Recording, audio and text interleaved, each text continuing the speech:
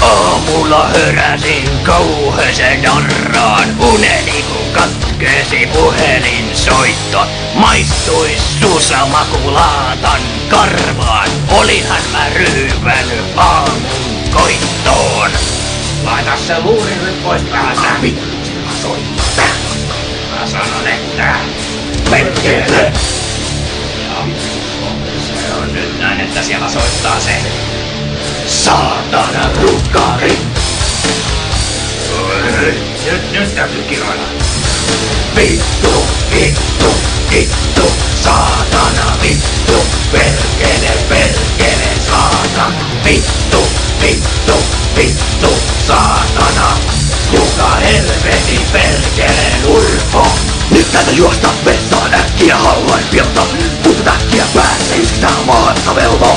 Kykene edes katsoa kelloa. Posliini atoilla rukoile Jumalain uudestaan haluaa. Eilistä umalla, laatan jälkeen on aivan rukassa. Voi vittu pestautumasta. Laatta. Virta. Yrjö. Virjo.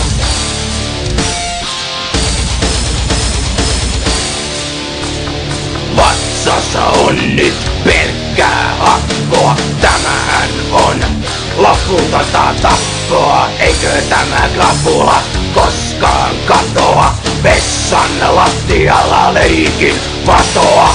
Mikä siinä on, kun viinaa juo? Niin aina mä päädyn pöntön luo. Jos itselleen yhden kossun suo, joku korin lisää luokseni tuo.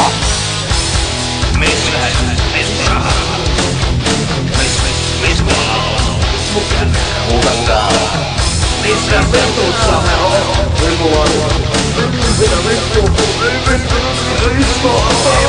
vaikka eilen otit liikaa kallia ja sutelsi kutsuilla moolimallia, aion uudelleen pistää sen. Toista hästäkään eilisen. Lisää viinaa, lisää viinaa, lisää viinaa. Sitä saatana viinaa, viinaa. Aina tulee viinaa. Perkele, perkele, nyt sitä viinaa saatana.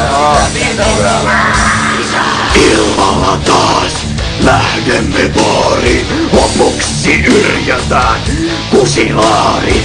Koskaan emme mistään opi, vaikka eilen kuolivat Pertsa ja Topi. Ei.